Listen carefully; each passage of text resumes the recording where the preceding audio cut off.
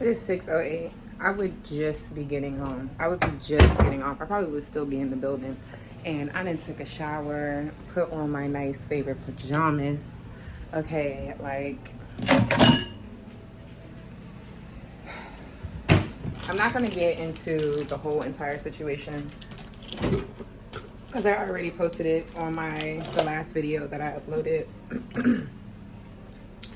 But in conclusion, today, I'm already not feeling good. I don't know if I'm overheated or what.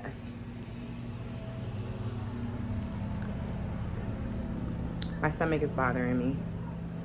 I didn't pack any lunch because I'm running out of food. Not complaining, I'm just telling y'all the background information. I know it looks like I'm walking around in circles, but I have like stuff on the floor and on the counters that I'm trying to walk around and grab so that I can have my kitchen area cleaned up, because my goal is to get my baby down by 8 o'clock tonight. I still haven't even really in my mind solidified that I will be going to work tomorrow. So now I am walking around in circles because I don't know if I should take the chair in the room yet or no. Probably not, because she might want to eat some more pizza. So we'll just put this up. Okay. I already wasn't feeling good. This funky head, bitch. I'm somebody where I don't want to have issues with anybody. In my personal life, you ask my parents, we will beef hard, and I will always be the one that comes back and apologize. It's always me. Nobody ever comes back to me and says, Ray, listen, about yesterday. Never. In my relationships, I'm always the one, hey, listen, I want to say sorry. I don't apologize for it to be, I'm a sorry person. I apologize because in my heart of hearts, I never want to make the people that I choose, because it is a choice for me to be close with, to feel any type of way. That is the exact opposite of what I am trying to do. However, we all have shit, triggers, lifetime traumas. Like, we have shit that we're going through. And here's what separates me. And I'm just gonna have this moment. Here's why I feel like I'm so fucking different. I don't care about earthly shit. I really fully understand once we go, that's it. For some people that don't believe in like the afterlife or whatever, it doesn't really matter to them, because in their minds, you know, cool, we're here just for this, and once we go, we're dead. That's it. But I refuse to think that all of this is just for, at the end of the day, the end of the story to be lights out. I have a spider. Oh my God, welcome summertime, I swear. Fucking huge. You guys see it? Fucking huge.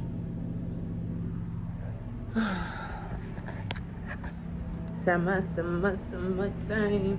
Let me tell you guys how life works.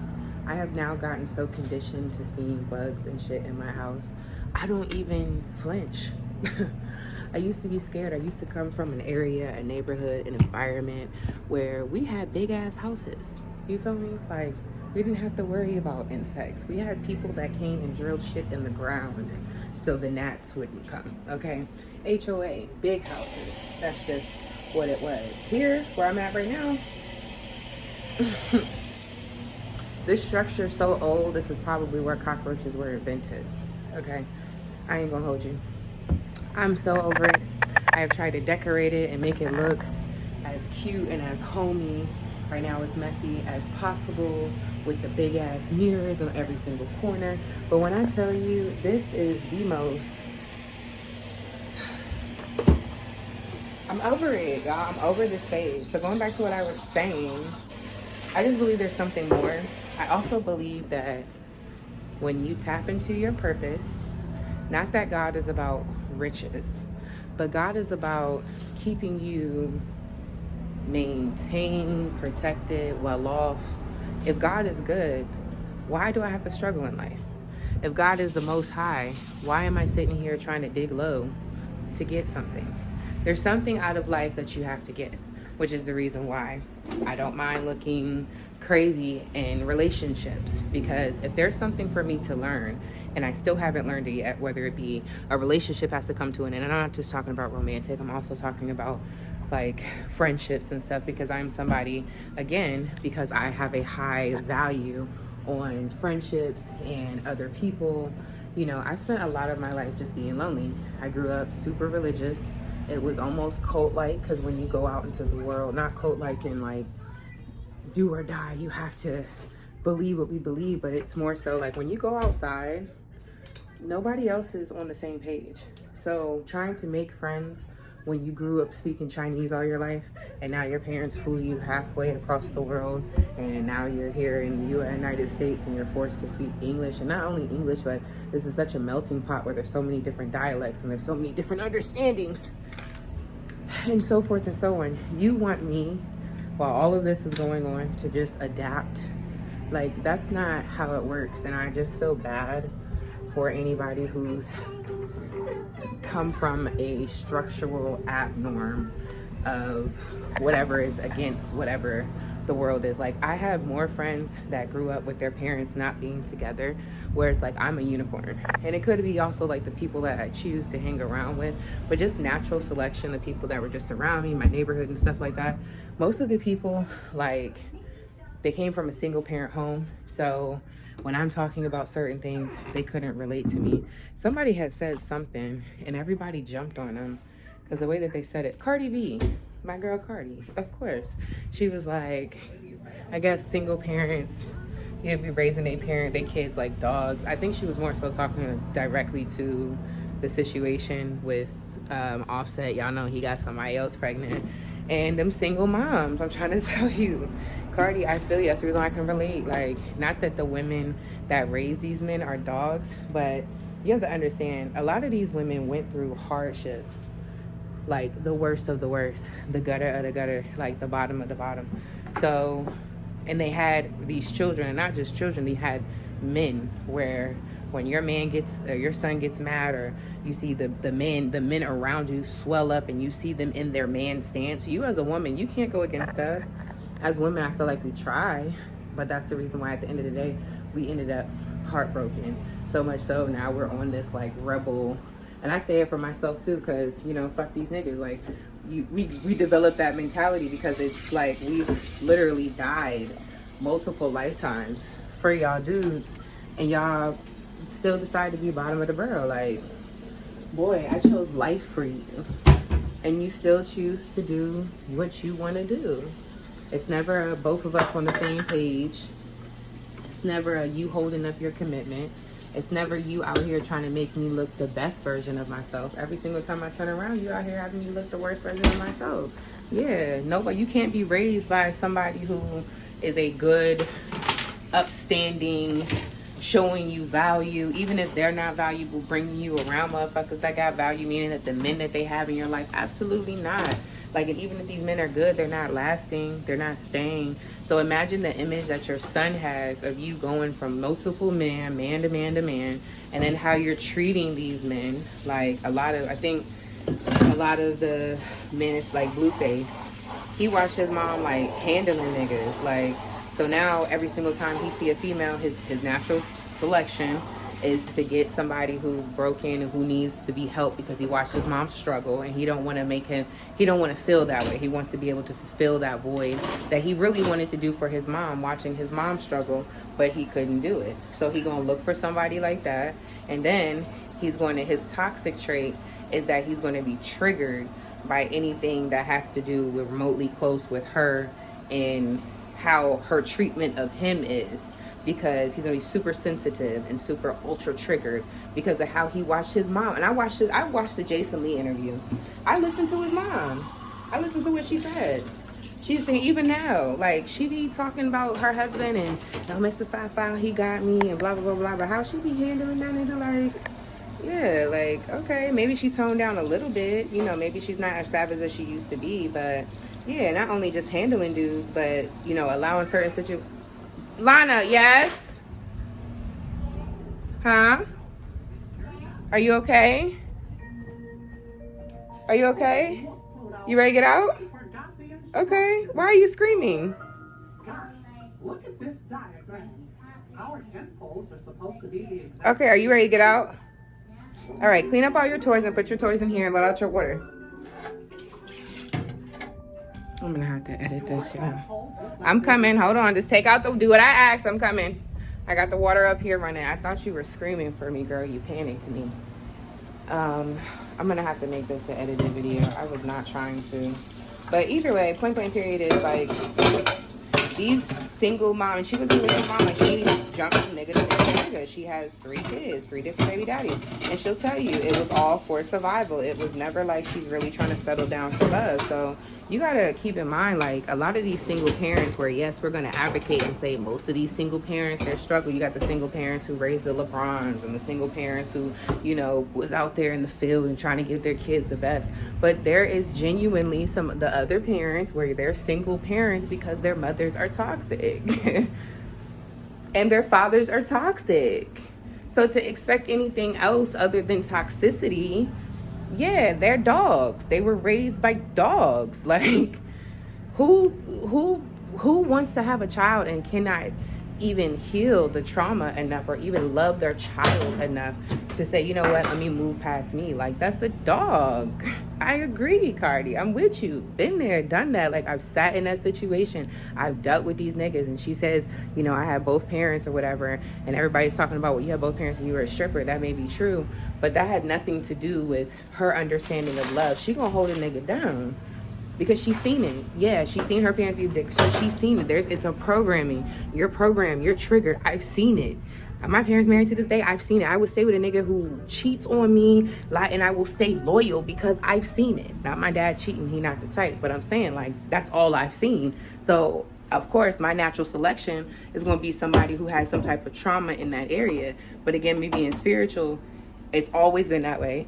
I'm connected to these niggas who have that trauma. All of these niggas is real close with their mom. Mommy issues to the core.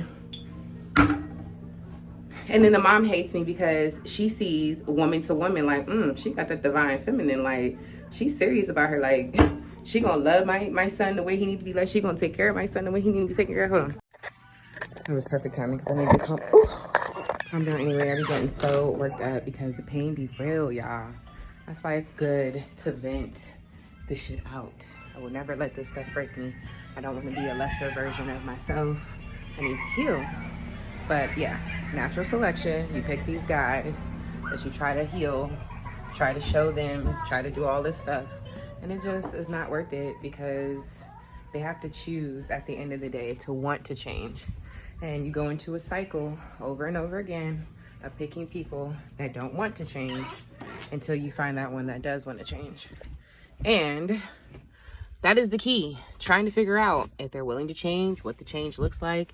And that is where I'm at in life. Speaking of change, I am ready to change my whole entire life because, again, I'm on this big journey trying to figure out what it is. And I reached the point where I am fucking bored. I'm bored. Oh my gosh. I'm so fucking bored. Like,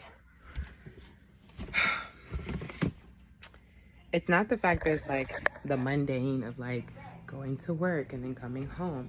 It's like, it's the same drama, the same issues. Like, this is my personal life, literally. I work a job, I start a job, and I really love the job. I work my ass off at the job and I become top of my job. People start hating on me at the job. I get into altercations and then I leave the job. I was so close to just quitting today just because I'm tired. I'm tired of going to these jobs that pay not enough to go through drama and then having to deal with drama from women that are really not even worth it because, girl, you have a lot, it sounds like, going on in your personal life. You just do. You just do. And it's no shade, no tea. But instead of you trying to clock me, clock this. And then it's the narrative that I am so unapproachable or you can't work with me. Like, y'all see my personality. And I said it in the video earlier and I'm going to repeat it. When you are the shit, ladies and gentlemen, people are going to come into you, especially when they see a shift and a change. Like, everybody expects you to be on the same level as them. And what I mean is, like, A lot of people are just regular, especially in my city. Like, people are so regular. They don't think outside the box. They don't think positive. They don't think millionaire. Like, if you told somebody out here where it's like, oh, I'm going to be a millionaire, they would be either laugh at you, think that you're crazy, be okay, you know, or it just would be so stupid to them that they wouldn't even be able to process it, because that's this area. This area is military and college degree. And are you kidding me? We don't want to be millionaires. I had a photographer. He has been hands down. I know that this is a crazy angle. I'm trying to get some things done. Sorry, y'all, my closet, it's not the worst, but it's just not the best. So that's that on that. But either way, long story short, he's been one of the best photographers that I've ever had. I've had some people shoot me and they've gotten me, but it's like they shoot me based off of what their idea of, instead of trying to pick up the, oh my gosh, how can I explain it? So I had this one photographer back in the day when I was maybe about 23, and he was my go-to photographer. I feel like if you're into the modeling thing, get a relationship and always have a go-to photographer. Somebody that, one, you can trust, somebody that's always in your base city, like the city that you're gonna be around the longest, just in case you get jobs, or like the most, like my family's out here, so I would most likely find myself out here versus New York or California or, you know, Georgia or whatever the case is. So I have my home base photographer where if I ever need to just get some pictures done, I'm home, I can get them done. Please. Oh, why are you guys this way? It's okay, we'll just edit it, because you guys should be flipped the other way. That's fine. It's gonna make the video look weird, but who fucking cares? Fucking cares. Anywho, so I'm telling him, I'm like, I'm about to submit the pictures here, here. And he just liked the message, which wasn't enough energy for me. So I don't even know if he's gonna ever, like, we're gonna keep it as him being my home base, because I need my home base photographer, especially if it's home base. Like, we come from the same city, which means that we come from the same low vibrational bullshit. Like, you gotta be my hype man. Like, we gotta hype each other. Like, I'm like, oh, these are so dope, blah, blah, blah, blah, blah. Not even a thank you. Now, mind you, he's an Aries and he's married and he's a Christian, all of it. So he's probably not trying to, you know, display any type of thing. But at the same time, it's like, business is business. I don't want to feel weird. Like, I want to feel like this is a partnership. We're doing this stuff together. If they need more photography, they need more photos, I need you to be, hey, listen, I know I said 2 weeks, but since you got all these big plans, you want me to send just a few so you can get it rolling, you can get it started. Y'all see my weave hanging down. This fell down. We can jumpstart some stuff because I got some other people. You know what I mean? Like, let's get the ball rolling. Let's start to get money. Like, it's always been how I am. Any type of relationship, like, let's get the money. Let's go to the money. Let's focus on the money. Let's really get to the money. So yeah, for it not to be that type of vibe, it was kind of just like, you probably won't end up being my photographer, but the pictures were fucking dope. But going back to the other one that I had when I was 23, he was like a neo soul type. That was his vibe, like very power to the people. So even when he shot me, a lot of the shots where I would think would look great in color, he would think it would be more impactful black and white. Those were very minor things, but that's how the aesthetic would be. Like, he was very deep on like the angles. Instead of having like more posing, it was more so direct, face direct, emotion straight. Like with this guy, or even smiling and making it with this one, the photographer knowing again what my angle was and what I look best in, which, you know, I'm pretty, I can give Colgate smile, which is great. But, you know, I'm a baddie, so I can also give, like, yeah, come to live Saturday night. You feel me? Like, you know what I'm saying? Yeah, you feel me? Like, so he caught that, and it was really, really nice. Again, you guys can check out the short that I did. It was so cute. I was so proud of myself.